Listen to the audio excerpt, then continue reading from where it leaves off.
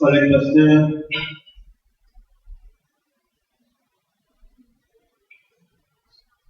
staff, directeur de l'école du dimanche, coordonnateur de moniteur,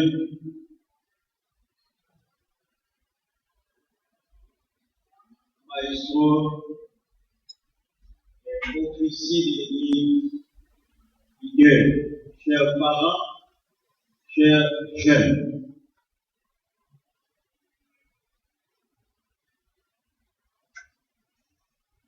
Je dois un tribut de remerciement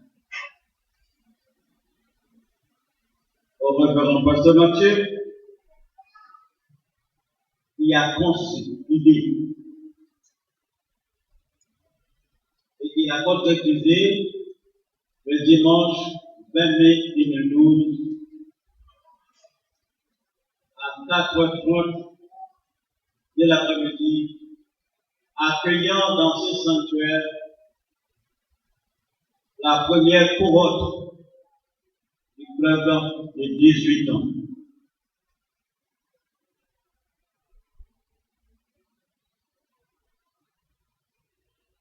Nous devons également un tribut de remerciement aux parents qui ont su pendant 18 ans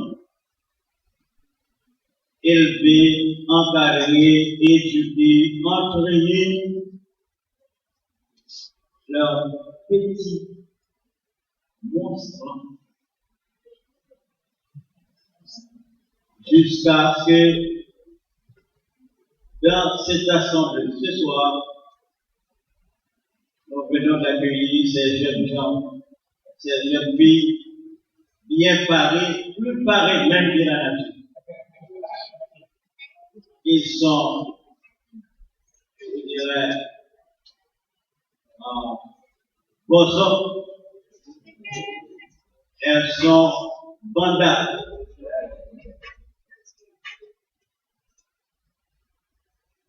Cependant, pour cadrer mon intervention, j'utiliserai, je ne suis pas le prédicateur de l'histoire, mais j'utiliserai deux portions de l'écriture. D'abord, je lis à votre attention Ecclésiaste chapitre 12, et puis premier verset, et Ésaïe 40, du verset 27 au verset 31. Je dis bien moi de ma communication. Jeune homme, jeune femme, réjouis-toi dans ta jeunesse. Livre ton cœur à la joie pendant les jours de ta jeunesse. Marche dans les voies de ton cœur et selon les regards de tes yeux.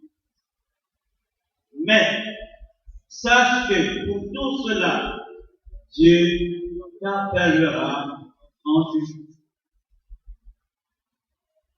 Bannis de ton cœur le chagrin et éloigne le mal de ton corps, car la jeunesse et l'aurore sont bannis.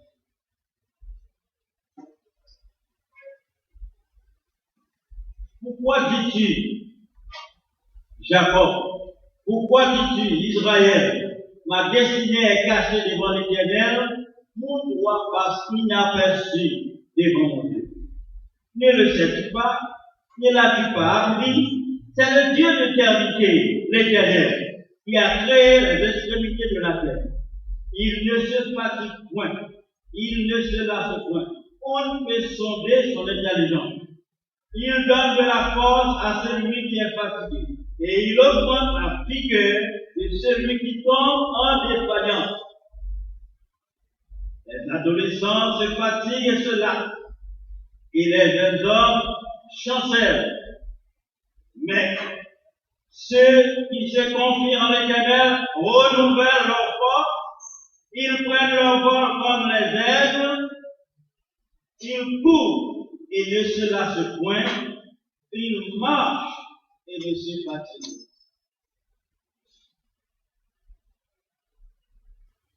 Jeunes de mon église, chers membres du club de 18 ans, prenez le temps de réfléchir à ces deux portions lorsque parvenez à la maison ou lorsque vous aurez du temps libre.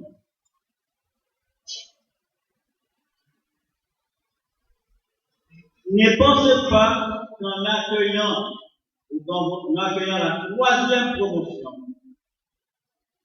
la troisième association, le troisième club de 18 ans, que c'est une activité qui sort de l'ordinaire.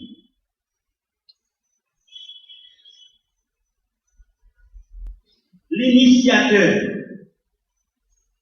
a un vaste programme envers les jeunes et vous voilà embarqués dans une entreprise de longue haleine parce que désormais se feront dans la tradition biblique. Et l'orientation qui est donnée à ce que les jeunes soient intégrés, totalement intégrés dans les activités bibliques. Il y a un signal pour les parents, savoir que l'Église n'est pas neutre. Il n'y a pas lieu de parler de neutralité et que bon, nous élevons nos enfants à la mesure de nos moyens, à la mesure de nos potentialités, donc l'Église ne nous accompagne pas. Désormais, vous comprenez bien que ceci rentre dans le cadre d'un encadrement. En plus, à ce que vous offrez à vos enfants. Lequel ou laquelle aura commis quelque infraction, vous avez une structure vers qui se référer pour obtenir soutien à la solution d'un ou des problèmes qui se présenteront par la suite. L'Église envoie un signal clair aux jeunes. Il ne faut pas seulement se contenter d'atteindre la majorité. Le pasteur Robert a dit la majorité civile, la majorité juridique, certes. Mais le texte n'a pas parlé de majorité économique, de majorité financière. Vous avez 18 ans, certes, mais vous êtes encore dépendant. Et en Haïti, même si on a 80 ans, aucun parent ne pousserait le dos de son enfant. Il n'y a pas d'encadrement économique.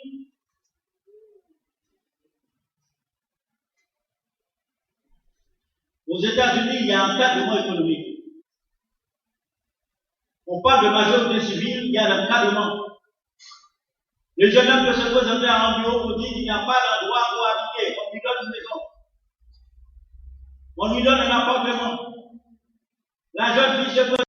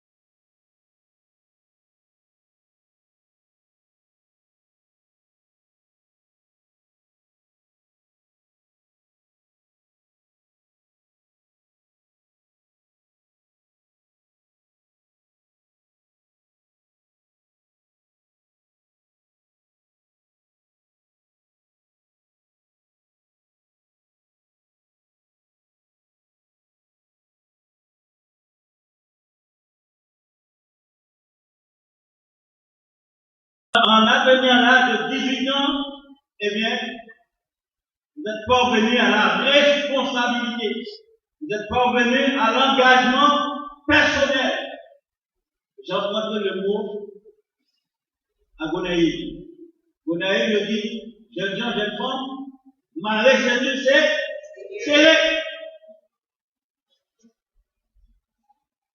Ma ceinture serrée en tant que jeune homme, en tant que jeune femme, parce que la société haïtienne ne vous fait pas de cadeaux.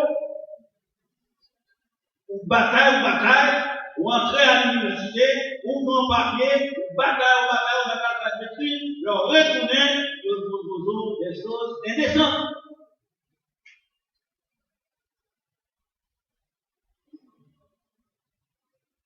Je vous encourage, jeunes hommes, je vous encourage, jeunes femmes, à faire valoir vos potentialités, à vous engager totalement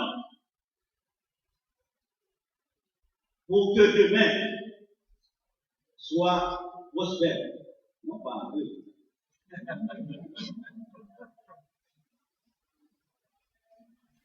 L'Église vous donne également, chers jeunes, une structure d'encadrement où vous pouvez faire des échanges avec les autres jeunes. Le montant, c'est ce qu'on faisait. On faisait par exemple, on pratiquait le jeu par correspondance. Et à travers ce jeu, on discutait des valeurs. On débattait sur des sujets. Et qui sait, on arrivait également à découvrir l'âme sœur. Parce qu'aujourd'hui, on ne vit pas. On ne sait pas comment se faire des amis, on ne sait pas comment respecter l'autre. On s'en bat, surtout avec le chat, avec le texto. Vous voyez, tout pays vrai. Mais l'école est tout pays vrai, on parle d'un pays vrai, nous prenons.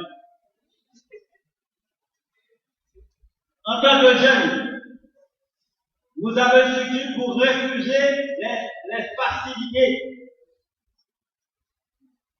Adam, la mission sociale a été donnée de travailler. Adam, tu mangeras ton pain à la sueur de ton front. Jeunes, mangez vos pains, ou vous mangerez vos pains à la sueur de vos fronts. Évitez les facilités. Amen. Vous avez également un espace de recherche et de développement des valeurs qui feront de vous des colonnes de cette église. Vous avez une structure d'épanouissement en exerçant la proactivité, en faisant le travail en équipe. Et l'Église compte également sur votre présence dans toutes les sphères de l'activité de l'Église. On vous retrouve au niveau de la page brève, on vous retrouve au niveau de la FSJC, on vous retrouve au niveau de toutes les entités de la FSJC.